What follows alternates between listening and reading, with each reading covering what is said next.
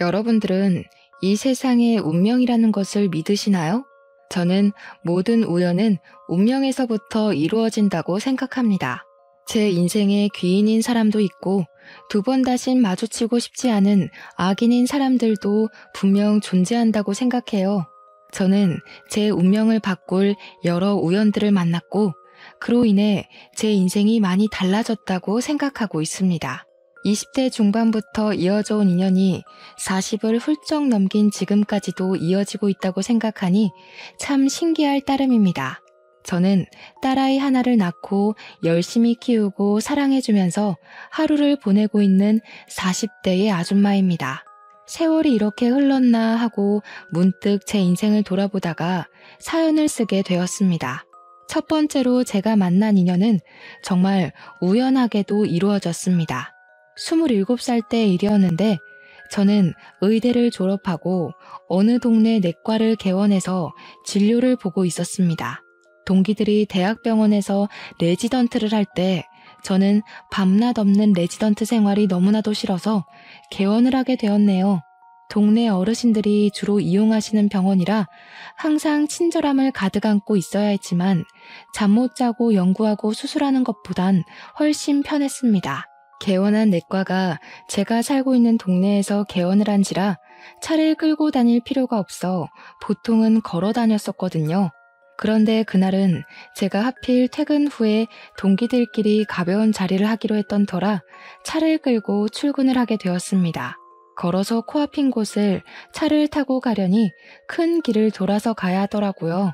신호를 기다리고 있었는데 쿵 하는 소리가 나서 놀래서 내려보니까 폐지를 줍는 할머니의 리어카가 미끄러지면서 제 차를 박아버린 거죠. 뒷범퍼가 살짝 찌그러졌더라고요. 문제는 차가 부모님께서 저 개원했다고 큰맘 먹고 사주셨던 외제차였거든요. 의사딸, 당당하게 다니라고 비싼 차 한 대 사주시겠다고 하셨던 건데 범퍼가 딱 봐도 눈에 띄게 찌그러졌습니다. 할머니께서 잘은 모르지만 이거 비싼 차 아니냐고 우왕좌왕 주머니에서 꼬깃꼬깃 1,000원짜리 뭉치를 막 꺼내주시는 거예요. 일단 이거 먼저 받으라고 수리비는 어떻게 해서는 갚을 테니까 기다려달라고 꼭 갚겠다고 약속을 막 하시더라고요.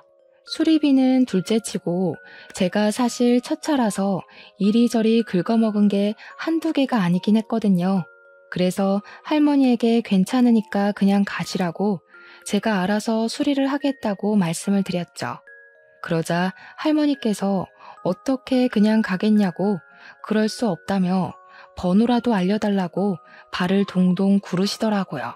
휴대폰도 없으신 건지 종이를 저한테 주시면서 번호 빨리 적어달라고 하시는데 괜찮다고 몇 번이나 사양을 했어요. 거리에 무작정 차를 세워두고 실랑이를 벌일 수가 없으니까 차를 막 보여드리면서 여기 보이시죠? 제가 다 긁어먹은 거라고 말씀을 드렸죠. 수리하는 김에 제가 알아서 하면 되니까 그냥 가시라고 진짜 괜찮다고 일부러 더 호탕하게 이야기를 했어요. 그래도 계속 우기고 버티시길래 저쪽 골목 안에 있는 내과 의사라고 지금 출근해야 하니까 나중에 음료수나 한 병 사들고 놀러 오시라고 말씀을 드렸습니다. 저한테 고맙다고 고개를 숙이면서 인사를 하시는데 마음이 좀 씁쓸했어요. 정말 괜찮으니까 다음에 꼭 한번 병원 오시라고 말씀을 드리고는 저는 그래도 출근을 했습니다. 그렇게 한 일주일이 지났나? 그 할머니께서 정말로 병원에 찾아오셨습니다. 비타민 음료수를 품 안에 들고 웬 남자애랑 같이 찾아오셨더라고요. 할머니께 반갑게 인사를 드리니까 손주랑 같이 찾아왔다고 고맙다고 인사하려고 온 거라고 수리비는 본인이 꼭 갚겠다고 하셨어요. 저는 이미 수리비 이야기는 끝난 거 아니었냐고 괜찮다고 이미 다 고쳤고 이제 멀쩡하다고 이야기를 했죠. 손주분이 참 잘생겼네요 하고 보는데 손이 정말 너덜너덜하게 닫혀있는 거예요. 손등은 다 까져 있고 피딱지도 몇 군데 앉아 있고 굳은 살까지 배겨 있더라고요. 그래서 손은 왜 다친 거냐고 손주분한테 물어보니까 애가 딱 20살인데 공사장에서 일을 하고 있어서 그런 거라고 하더라고요. 거칠거칠한 자재들을 옮기고 시멘트를 바르고 하다 보니까 손이 멀쩡할 날이 없다고.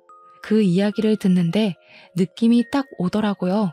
부모님이 안 계시나 보다. 할머니랑 단둘이 사는구나 하는 느낌이요.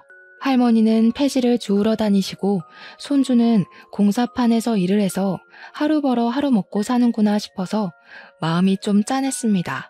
의사식이나 돼서 상처를 보고 그냥 모른 척하는 건 양심에 찔리더라고요. 그래서 공짜로 손도 다 치료해주고 드레싱도 해주고 약도 덜어서 줬어요. 하루에 2번씩 꼭 발라야 금방 낫는다고, 내버려두면 염증이 더 심해질 수도 있다고, 약 떨어지면 또 찾아오라고 했죠. 할머니께서 이 은혜를 어찌 갚냐면서 눈물을 훔치시는 거예요. 그거 진짜 별거 아니잖아요. 약이야 병원에 있던 거 덜어준 거고 드레싱 해주는데 1시간이 걸리는 것도 아니니까요. 마음이 영 걸려서 내일도 또 오라고, 손 가만히 내버려 두지 말고 꼭 와서 다시 치료하고 가라고 몇 번이나 이야기를 했어요. 그 손주 녀석이 참 말도 잘 듣더라고요. 다음 날에도 병원에 들러서 새로 드레싱을 하고 갔어요. 그렇게 몇 번이나 손주를 붙잡았고 그때마다 병원에 들러서 치료를 하고 가게 됐습니다. 그렇게 몇 번을 보니까 별 이야기를 다 하게 되더라고요. 형이 하나 있는데 직업 군인이라 따로 생활을 하고 있대요. 직업 군인이 되면 집도 주고 돈도 꼬박꼬박 나와서 좋다고 했다더라고요. 생활비를 보태주고 있긴 한데 부모가 남긴 빚이 꽤 있어서 공사판에서 일을 하고 할머니는 폐지를 줍는다고 했어요. 자기가 20살 된 지 얼마 안 돼서 그동안은 일을 못했었다고 하루빨리 가게에 보탬이 되고 싶었다고 하더라고요. 시멘트를 나르다가 다친 것 같은데 혹시 등짝도 치료를 해주면 안 되겠냐고 묻길래 해주겠다고 했죠. 그 나이 아이들은 보통 이런 친절을 동정이라 생각해서 무시하거나 엇나가는 애들 있잖아요. 그런데 이 친구는 그런 애들과 달리 선하기도 하고 부끄럼 없이 호의를 잘 받아주더라고요. 그게 고마워서 저도 더 3살이 돋아날 수 있게 열심히 꼬박꼬박 드레싱을 해주고 약을 주었어요. 언제까지 공사판에서 일을 할 거냐고 물어보니까 빚을 다 갚을 때까지는 해야 되지 않겠냐고 하더라고요. 할머니도 관절이 안 좋으신데 열심히 폐지 주우러 다니신다고, 자기가 집에서 놀고 먹을 수는 없지 않겠냐고 하더라고요. 그런 애 치고는 너무 몸 관리를 안 하는 것 같다는 생각이 들었죠. 그래서 그거 몸 다치면 못하는 거 아니냐고, 너 이런 등짝으로 일 오래 못한다고 냉정하게 이야기를 했어요. 애도 슬슬 힘에 부치는지 아무래도 안 쓰던 몸을 써야 하니까 힘이 들었겠죠. 제가 차라리 국비 지원을 받아서 간호조무사 자격증 같은 걸 따면 어떻겠냐고 우리 병원에서 일을 하게 해주겠다고 했어요. 생판 모르는 남이고 제가 원래 뭐 동정심이 강하고 그런 성격도 아닌데 얘한테는 정도 가고 도와주고 싶은 그런 마음이 생겼어요. 국비 지원을 받아서 공부하는 건 나쁘진 않은데 공부하는 동안에는 일 못하는 거 아니냐고 하더라고요. 그럼 우리 병원에 취직을 시켜주겠다고 했어요.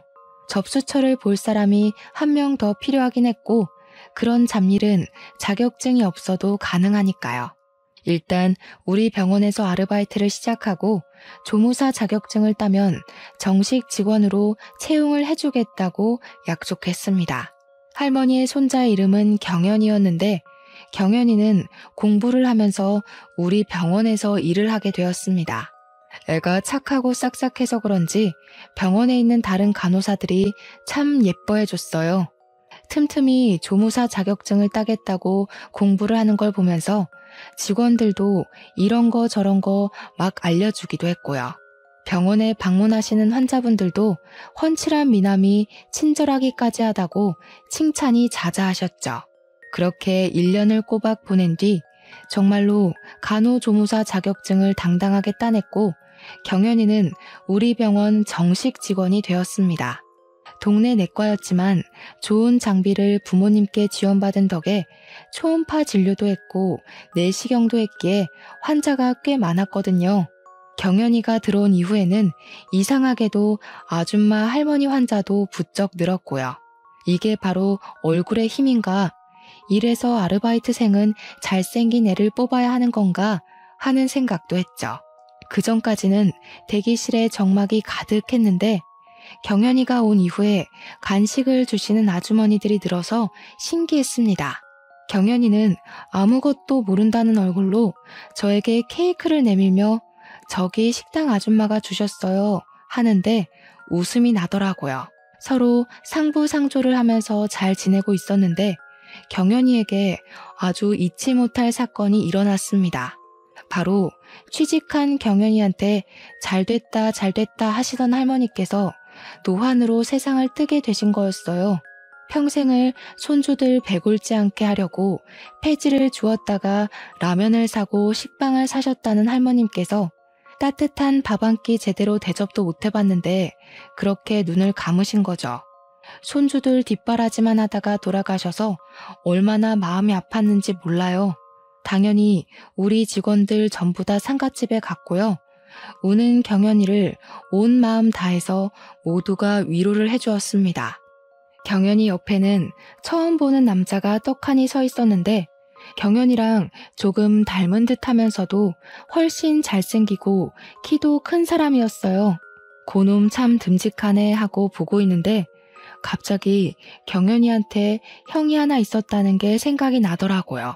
직업 군인이라던 그 형이구나 하고 보니까 생긴 게 군인처럼 각이 딱 잡혀있긴 하더라고요. 경연이한테 듣기로는 저보다 1살 어리다고 했었는데 실제로 보니까 어려 보이지 않았어요. 제가 너무 빤히 쳐다본 건지 경연이 형이 저한테 의사 선생님이시죠? 하면서 인사를 건넸습니다. 우리 경연이 바로 잡아주셔서 고맙다고 할머님이 그렇게 칭찬을 하셨다고 감사하다고 하더라고요. 그때도 저는 경연이의 형한테서 시선을 떼지 못했어요. 제가 지독한 외모지상주의거든요. 한눈에 반해버리고 만 것이죠. 할머니랑 가끔 통화할 때마다 제 이야기를 그렇게 했었다면서 은인이라고 했다고 계속 감사하다고 인사를 전하는데 귀에 들리지가 않더라고요. 은인이고 나발이고 너무 잘생겼다 하면서 혼자 속으로 생각을 하고 있었죠. 저한테 자기가 타지에서 혼자 생활을 하는 동안 동생이랑 할머니를 잘 챙기지 못해서 늘 마음이 무거웠었다고 하더라고요. 근데 제 덕에 경연이가 취직도 하게 되고 전문 자격증도 따게 돼서 기쁘다고요. 그때 제가 어떤 용기가 샘솟았는지 모르겠는데 고마우면 나중에 밥이라도 한 끼 사세요 하고 말했어요. 순간 말을 뱉어놓고도 어머 내가 지금 뭐라고 한 거지? 하면서 발을 동동 굴렀죠. 경연이 형이 저를 보더니 꼭 밥 사겠다고 웃으면서 알겠다고 하더라고요. 근데 이 남자 건치미남이더라고요. 웃는 것까지 잘생긴 건 진짜 신의 농락 아닙니까? 그런데 그거 아시죠? 한국 사람들끼리 나중에 밥 먹자 하는 건 그냥 인사잖아요. 지켜지지 않을 인사. 저한테 고맙다 은인이다 하는 와중에 밥 사라고 하면 당연히 알겠다고 하지 싫은데요? 하겠어요? 직업 군인이라 타지에 있는 사람이고 바쁘겠거니 싶어서 그냥 인사였다고 치부하고는 제 할 일 하면서 지냈죠. 다행히 경연이는 장례가 다 끝난 뒤 딱 이틀 쉬고 다시 돌아와서 일을 하고 있었고요. 몇 주가 흐른 뒤 병원에서 진료를 보고 있는데 다음 환자분 이름이 뭔가 낯이 익더라고요. 김경우. 경우가 누구지 하고 있는데 경연이네 형이 딱 들어오더라고요. 저한테 잘 지냈냐고 요즘 머리가 아파서 잠을 잘 수가 없어서 약이라도 타고 병명이라도 알고 싶어서 찾아왔다고 하더라고요. 내과는 속을 보는 곳이지 머리를 보는 곳은 아니니까 약간 황당스러웠죠. 여기 내과인데요? 하니까 경우 씨가 감기 같아서요 라고 하더라고요. 그래서 바로 열도 재고 귀도 보고 코도 보고 입도 봤는데 멀쩡했어요. 증상이 하나도 없길래 너무 멀쩡하시다고 이야기를 했죠. 그러니까 저를 보고 막 웃어요. 우리 밥 한 번 먹기로 했었잖아요. 그냥 핑계대고 온 거예요. 언제 퇴근하세요? 하는데 심장이 발밑으로 쿵 떨어지는 줄 알았어요. 세상에 마상에. 내 인생에도 드디어 봄날이 찾아오는 건가 싶어서 진짜 뻑 같습니다.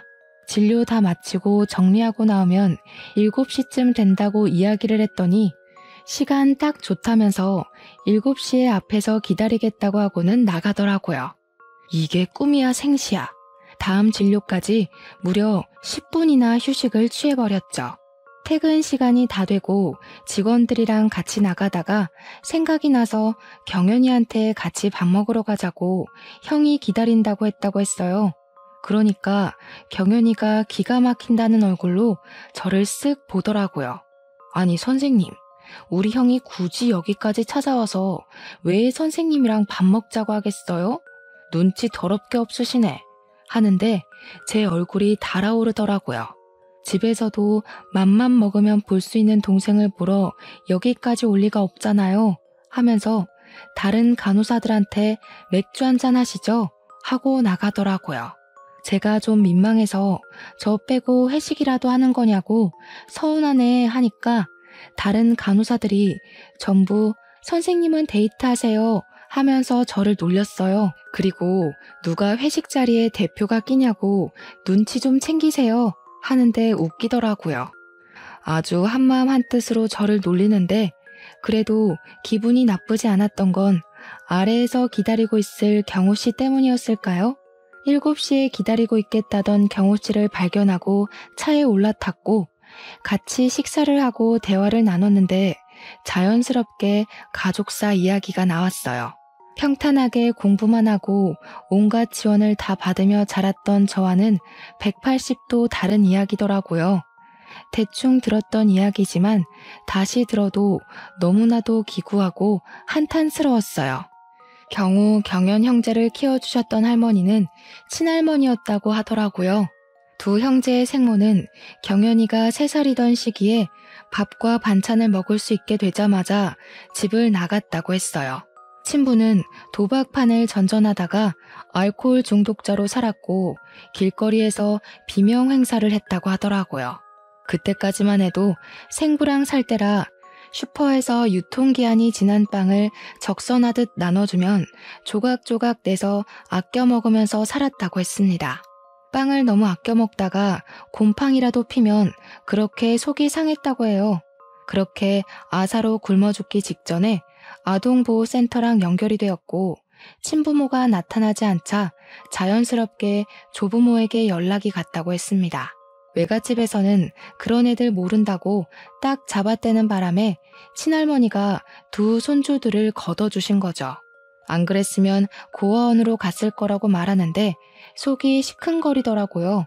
거기서부터 행복하기만 했으면 됐는데 빚쟁이들이 찾아오기 시작하면서 결국 할머니가 살고 있던 집이며 재산이며 거의 다 정리를 해야 했대요. 눈덩이처럼 불어난 빚은 갚아도 끝이 없어 결국 폐지를 줍게 되셨고요.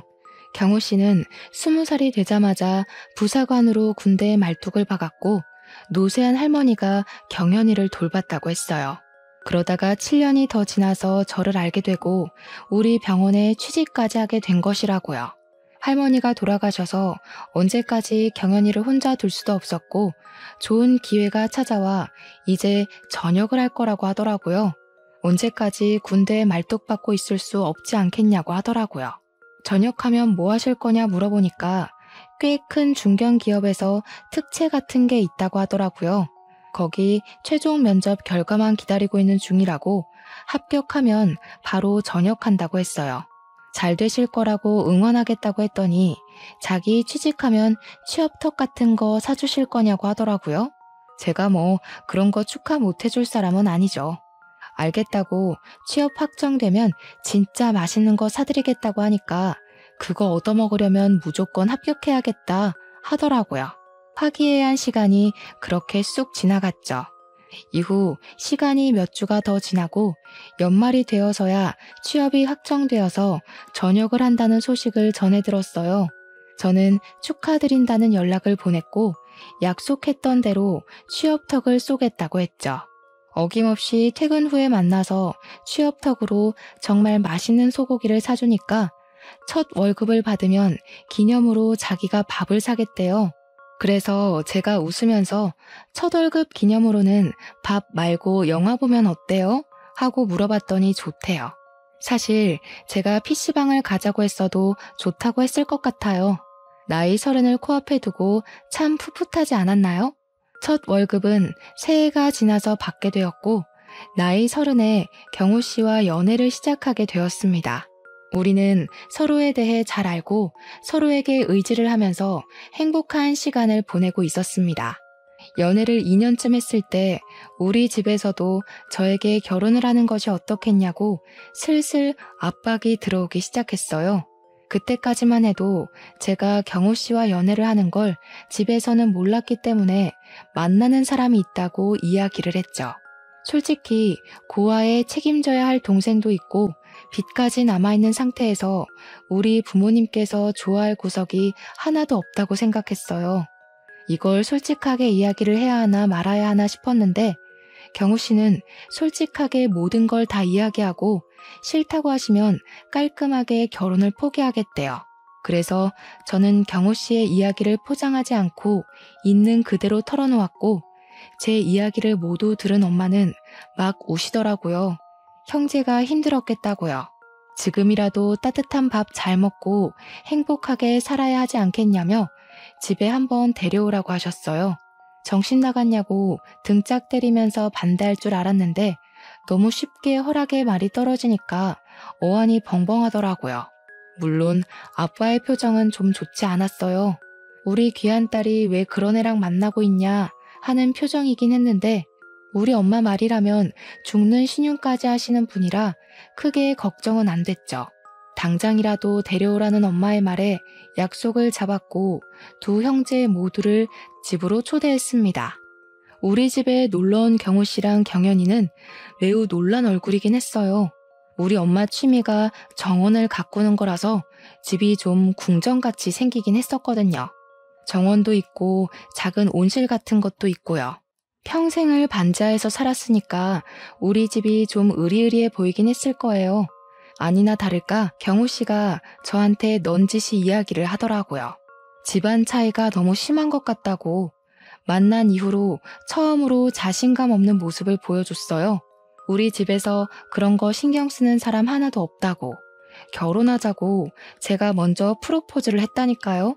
경연이는 넉살도 좋게 우리 부모님한테 어머니 아버지 하면서 이제 부모님이라고 생각해도 되겠냐고 엄청나게 외향적인 모습을 보여줬어요. 원래 그런 게 장점이 나이니까 그러려니 했지만 경호 씨는 그런 동생의 모습에 적응을 못한 얼굴이더라고요. 결혼식을 마치고 신혼집으로 입주를 할 때 당연히 경연이를 데리고 살 생각으로 집을 꾸며놨는데 부모님이 학을 떼시더라고요. 어디 신혼부부가 사는 집에 시동생까지 데리고 사냐면서 경연이를 본가에 데리고 와서 살 생각이라고 하셨습니다. 제가 더 놀래서 왜 그러시냐 했더니 하나뿐인 딸이 시집 가니까 외롭고 적적해서 그런다면서 경연이가 우리 아들이나 다름없잖아 하시더라고요. 엄마야 그렇다 치지만 아빠까지도 우리 아들 하는데 영 어색해가지고 알겠다고 했죠. 신혼부부 사이에서 눈치 보면서 지내는 것보다야 부모님이랑 지내는 게 경연이도 더 편할 것 같다고 생각이 들어서요. 경연이도 어찌나 우리 부모님을 잘 구워 삶았는지 저보다 더 친자식처럼 허물없이 지내더라고요. 그렇게 온 가족이 더할 나위 없이 행복하구나 하면서 지내고 있었는데 더 큰 축복이 저에게 찾아왔습니다. 나이 34살에 임신을 하게 된 겁니다. 뱃속에 자리 잡은 딸은 무럭무럭 건강하게 자랐고 친정이며 경연이며 남편이며 할 거 없이 제 발이 땅에 닿을 일이 없게 만들어주셨어요. 임신 기간 내내 정말 축복만 받으면서 지내다가 건강한 아이를 출산했고 산후조리원까지 잘 다녀왔습니다. 조리원에서 나오니 엄마가 산후조리사까지 집으로 보내주셔서 정말 아이의 예쁜 모습만 보면서 몸조리를 푹 쉬면서 할 수 있었어요. 몸조리를 잘하고 나니까 병원 일 하는 것도 하나도 버겁지 않았고 무엇보다 경연이랑 같이 일을 하니까 편하더라고요. 집에 무슨 일이 생기면 경연이가 대신 가서 처리도 해주고 남편도 월급을 따박따박 잘 벌어오고요. 빚도 다 갚았고 행복하다 싶은 순간 남편이 대기업에서 스카우트 제의를 받게 되었습니다. 영업직이던 남편을 눈여겨본 대기업에서 좋은 연봉과 조건으로 남편에게 이직 제의를 한 것이었죠. 남편은 다니던 회사에 사직서를 내고 마지막 출근하는 날 송별회를 하고 집에 돌아온다고 했어요. 그런데 하필 그 행복이 중첩되어 있는 순간 사고가 일어나게 되었습니다. 아무도 예상하지 못했던 사고였기에 충격은 2배, 3배로 다가오게 되었습니다. 가해자는 음주운전자였는데 우리 남편이 그 음주운전 차량을 피하려고 보도블록 사이로 갔다가 난간에 정면 추돌을 하게 된 거죠. 그 바람에 온몸 성한 데 없이 뼈가 다 으스러졌고 남편은 그 자리에서 눈을 감게 되었습니다. 병원에서도 상당히 고통스러웠을 거라고 이야기를 하는데 현실감이 없어서 눈물도 나지 않더라고요. 이게 꿈인지 생시인지 영안실에 안치된 남편을 보는데 정말 아무 소리도 나오지 않았어요. 심지어 어린이 보호구역에서 난 사고라 가해자는 법의 심판을 받게 되었습니다. 음주운전까지 가중처벌이 되었는데도 고작 징역 2년밖에 나오지 않았지만요. 그 와중에 가해자 부모는 재수없게 거기에 사람이 지나가고 있어서 난 사고라고 치부를 하는데 그 말을 듣는 순간 억울하게 눈을 감은 남편이 생각나서 눈물이 뚝뚝 떨어지더라고요. 어떻게 내 아이의 아빠를, 내 남편을 죽여놓고도 저렇게 뻔뻔한 소리를 하는지 어이가 없었어요. 몇 개월이라는 시간이 지난 와중에도 저는 남편을 한시도 잊어본 적이 없습니다. 병원 일을 어떻게 했는지, 시간이 어떻게 흘렀는지 가늠이 가지 않을 정도였습니다. 수척해진 저를 보다 못한 부모님께서 집으로 불러들이셨고 저는 아이와 함께 친정에서 생활을 하게 되었습니다. 신혼집을 울면서 정리를 하고 부모님과 경연이 그리고 제 딸까지 5명이서 함께 생활을 하게 되었죠. 그래도 가족들이 옆에서 힘이 되어주니까 점점 회복이 되더라고요. 시간이 약이라는 말을 실감하는 순간이었습니다. 그렇게 한 4년을 일에 미친 사람처럼 살았습니다. 하루 종일 병원에 있다가 저녁에는 아이와 함께 시간을 보내면서요. 경연이는 저 때문에 본인의 하나뿐인 가족을 잃었지만 티를 내지도 못하고 오히려 더 밝은 척 지냈어요. 제가 너무 무너져서 나는 슬퍼하면 무너지면 안 된다고 다짐하며 하루하루를 힘겹게 보냈다고 나중에서야 이야기하더라고요. 4년이라는 시간이 길어 보이지만 한 사람을 잊기에 충분하진 않은 시간이었죠. 보다 못한 부모님께서 저에게 선짜리를 하나 들이미셨고 엄마가 다니는 모임에서 알게 된 분의 아들이라고 했습니다. 제 눈치를 슬쩍 보시면서 돌싱이고 직업도 변호사고 나이도 39살 동갑이라고 한번 만나보라고 하시는데 경연이도 옆에서 부추기더라고요. 선생님, 한번 만나봐요. 우리 형보다 훨씬 좋은 사람일지 어떻게 알아? 하는데 참으로 제 마음을 설명할 방법이 없더라고요. 남편이 죽은 뒤로 경연이는 저에게 형수라는 말을 한 번도 한 적이 없었어요. 가족들이 한 번만 만나보고 결정을 하고 저의 등을 떠미는데 싫다고 할 수도 없고 그래서 알겠다고 하고 선자리에 나갔습니다. 그런데 제가 선자리에 나가는 날 엄마가 나가려는 저를 붙잡고 뜨뜻미지근한 표정으로 이야기를 하더라고요. 딱 봐서 생긴 게 별로거나 말하는 게 별로면 그냥 나오라고요. 등을 떠밀 땐 언제고 저런 이야기를 하니까 이상하더라고요. 알겠다고 대충 대답하고 자리에 나가서 남자를 만났는데 39살에 꽤 유명한 로펌에 다니는 변호사였고 매너도 좋았습니다. 당연히 저에게 애프터 신청까지 했고요. 나이가 나이인지라 적당히 조건만 맞으면 결혼도 빨리 하고 싶다고 하면서 제 아이가 5살인데 아빠라는 존재를 빨리 인식하는 게 좋지 않겠냐고 했어요. 어릴 때부터 친해져야 나중에 커서도 어색함이 없을 것 같다고 먼저 말을 하더라고요. 집으로 돌아와서 엄마가 궁금했는지 어땠어? 하고 물어보는데 그냥 솔직하게 이야기를 했죠. 매너도 좋고 생긴 것도 괜찮은데 결혼을 서두르려고 한다고 했죠. 뭐 조건만 맞으면 빨리 결혼하는 게 애한테도 좋지 않겠냐고 하더라. 하니까 경연이가 듣고 있다가 맞는 말이지 하면서 고개를 끄덕이대요. 자기는 독립할 준비 다 됐다고 눈치 안 봐도 된다고 하는데 우리 아빠가 대뜸 버럭하는 거예요. 아들 삼으라더니 어딜 가려고? 경연이 너 결혼하기 전까지 독립은 안 돼? 하고요. 언제는 싫다더니 엄마랑 저는 황당했죠 뭐. 그렇게 그 남자랑 몇 번 더 만나고 저한테 하루빨리 대답해줬으면 좋겠다면서 자기랑 결혼할 마음이 있냐고 보채더라고요. 아직 확답은 못하겠다고 하니까 일단 같이 살아보고 결정하는 건 어떠냐요? 동거부터 하자는 말이 영 거슬리더라고요. 너무 서두르니까 수상하기도 하고요. 며칠 전부터 경연이가 그 남자 계속 만나고 있냐고 물어보는데 표정이 영 별로여서 신경 쓰이기도 했고요. 엄마까지도 별로면 빨리 그만두라고 하는데 선자리까지 주선해놓고 왜 저러는지 영 이해가 안 갔습니다. 남자한테도 저는 결혼까지 바로 결정하는 건 좀 아닌 것 같다. 동거도 그렇고 애가 받을 상처도 걱정된다고 했죠. 애는 친정에서 잠깐 봐주면 되는 거 아니냐면서 3개월만 살아보고 결혼하자고 이야기를 하더라고요. 제 의견과 상관없이 이미 자기가 다 정해놓은 듯한 기분이 들어서 그만둬야겠다 싶었습니다. 우리는 잘 안 맞는 것 같네요. 다른 사람을 찾아보세요 하니까 성질을 갑자기 버럭 내는데 놀랐어요. 5번이나 만났는데 자기를 가지고 논 거냐면서 씩씩거리더라고요. 이 사람 분노 조절 장애가 있나? 그래서 이혼을 당했나? 싶어서 물어봤죠.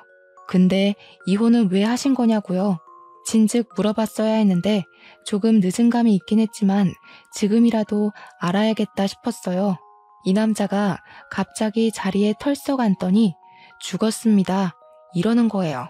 자기 와이프는 사고로 세상을 떠났다면서 자기랑 싸우다가 집 밖으로 뛰쳐나갔는데 하필이면 그때 차가 지나갔대요.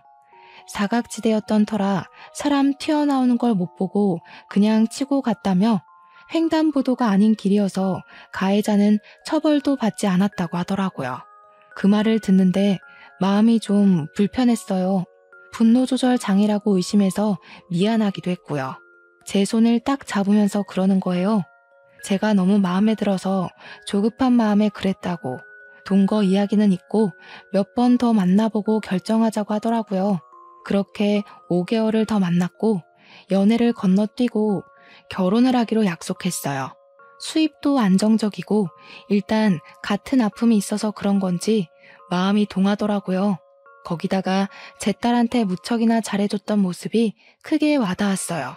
아무래도 딸한테는 아빠가 있는 게 훨씬 더 좋을 테니까 그런 생각이 저를 지배하게 된 거죠. 양가의 이야기를 하고 둘 다 재혼인 터라 결혼식은 생략하기로 했습니다. 그냥 가족들끼리 밥이나 한 끼 먹으면서 혼인 서약만 하기로 하고 그렇게 다 정한 뒤 집으로 돌아와 잠을 자는데 그날 저녁에 꿈에서 남편이 나타난 거예요. 꿈에 단 한 번도 나타나지 않았던 그 사람이 아무 말도 없이 저를 보면서 고개만 절레절레 흔들고 있더라고요. 그런 남편을 보자 애 같아서 말을 해보라고 왜 그러는데 하며 들리지 않는 메아리를 치고 있었더니 제 손에 끼워진 반지를 빤히 보더라고요. 그러면서 고개를 절레절레 하면서 사라지는데 반지가 남편이 준 결혼 반지가 아니더라고요. 재혼할 남자가 준 반지였어요. 아, 이거 결혼하지 말라는 이야기구나 하는 순간 잠에서 깼습니다. 아침 먹으러 나오라는 소리에 주방으로 가니까 다들 자리에 앉아 있더라고요. 찝찝한 마음에 이 꿈 이야기를 할까 말까 고민을 하다가 다 같이 밥 먹는 자리에서 솔직하게 이야기를 했습니다. 너무 번갯불에 콩 구워 먹는 듯 결혼하는 것 같다고 고민이 된다고 이야기를 하니까 숙연해지더라고요. 우리 딸만 아무것도 모르는 채로 밥을 먹고 있는데 가족들 표정이 전부 똑같았어요. 은근히 저와 같은 생각을 하고 있었나 봐요. 너무 서두르는 것 같다, 등 떠밀려 결혼하는 것 같다는 생각이요. 지금 이야기하지 않으면 평생이 가도 못하겠다 싶어서 꿈 이야기를 꺼냈습니다. 사실 어젯밤 꿈에 경우 씨가 나와서 나한테 결혼하지 말라고 했어. 말을 한 건 아니고 나한테 절레절레 고개를 계속 흔드는데 내 마음이 영 찝찝하고 이상해. 나 이 결혼을 해야 할지 너무나도 고민이 돼서 그 말을 하니까 엄마가 숟가락을 턱 내려놓으시더라고요. 근데 그 표정이 이상해 보였어요. 예, 나도 우리 사위가 너 선보러 나간 날 꿈에 나왔어. 나한테 그 사람은 안 된다고 하더라고. 내가 너무 찝찝해서 너 나가는 거 계속 붙잡고 별로면 집으로 빨리 돌아오라고 한 거야. 우리 사위가 그런 말 괜히 할 사람도 아니고. 근데 꿈이라서 그냥 내가 노망이 났나 했지. 아니, 나만 그런 꿈을 꾼 게 아니었단 말이야? 나도 사위가 나오는 꿈을 얼마 전에 꿨는데 나한테 안 돼, 안 돼 하고 소리를 치더라고. 나는 또 로또 사지 말라는 꿈인 줄 알고 대수롭지 않게 생각했지. 엄마와 아빠 그리고 저의 시선은 몽땅 경연이에게 쏠렸어요. 우리 가족에게 모두 나왔으니 당연히 경연이 꿈에도 찾아왔을 거라고 생각했죠. 경연이가 입을 떡 벌리더니 자기도 꿈에 형이 나왔다고 이야기를 하더라고요. 형이 나한테는 그 남자를 우리 가족으로 받아주면 안 된다고. 우리 꿈에 전부 죽은 남편이 나왔으니까 너무나도 찝찝하잖아요. 이건 예산 일이 아니라고 아빠는 당장 그 남자에 대해 알아봐야겠다고 했어요.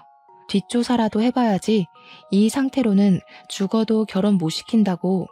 아무리 미신을 안 믿는 집안이라지만 이 정도면 믿어야 하는 거 아니냐고 했습니다. 엄마도 계속 찝찝해하면서 결혼을 지금이라도 미루자고 이야기를 하자고 했어요. 제 손은 그때부터 덜덜 떨리기 시작했습니다.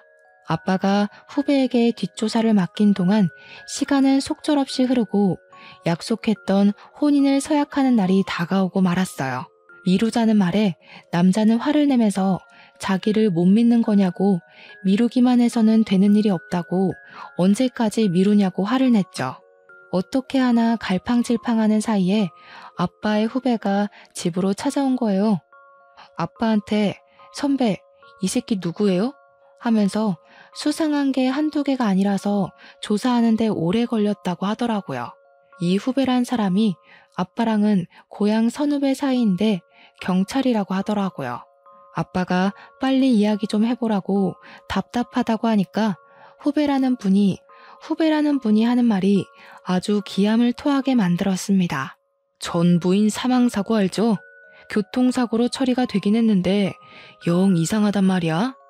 단순 교통사고로 마무리가 됐는데 그 사건을 담당했던 형사가 그 사건 이후에 로또라도 당첨된 건지 집도 이사가고 차도 바꾸고 경찰도 그만뒀대. 여기서부터 냄새가 폴폴 나더라. 그뿐만이 아니라 교통사고 가해자도 엄청 빵빵한 로펌에서 변호를 해가지고 징역도 안 살고 집행유예 받았거든? 근데 그 로펌이 지금 이 새끼가 다니는 로펌이다 이거야. 그리고 전 부인이 뛰쳐나왔다고 한 것도 CCTV 자료 보니까 너무 이상해. 사각지대라 튀어나오는 것만 보이는데 말대로 뛰쳐나온 게 아니라 밀쳐진 것처럼 뒤로 밀려서 나오더라니까. 그러니까 자기 발로 뛰어간 거면 차량이랑 정면으로 부딪혀야 하는데 등부터 부딪혔다 이거지. 아무래도 보험 사기 같아. 전 부인이 죽기 전에 보험이 15개나 가입되어 있었더라고. 변호사식이나 돼서 보험 사기를 칠 이유가 있나? 그것도 엄청 잘 나가는 로펌 변호사인데 알아보니까 도박을 했다가 걸려서 벌금을 3번이나 물었더라고. 도박쟁이들이 돈 필요할 때 제3금융보다 더한 사채 이자 써가면서 도박하는 거 알지? 그 빚이 장난 아니게 눈덩이처럼 커진다는 말이지. 하루하루 이자가 불어나는데 큰 로펌 변호사라고 배겨? 그 말을 하는데 진짜 온 가족이 팔을 문질렀어요. 다 같이 소름이 쫙 돋았던 거죠. 이 사건 내가 다시 파보기로 했어. 보니까 보험사에서도 몇 번이나 요청이 왔던 사건이더라고. 총 12개의 보험사에서 보험금이 지급이 됐는데 그중 3군데에서는 아직 지급을 안 하고 미루고 있다더라. 경찰 조사 들어갈 명분이 충분하다고 보여서 내가 윗선에도 이야기해놨어. 이 정도면 혼인 서약이고 나발이고 무조건 도망가야 할 수준이라고 느껴졌습니다. 3일 뒤 우리는 약속대로 혼인 서약을 하기로 한 그 자리에서 파혼을 통보했습니다. 상대방 측에서 길길이 날뛰며 혼인 빙자 사기 아니냐고 이제 와서 이러는 게 어디 있냐고 난리를 치더라고요. 그 자리에 아빠의 후배가 들이닥쳐서 재혼할 뻔한 그 남자를 살인교사 혐의로 긴급 체포했어요.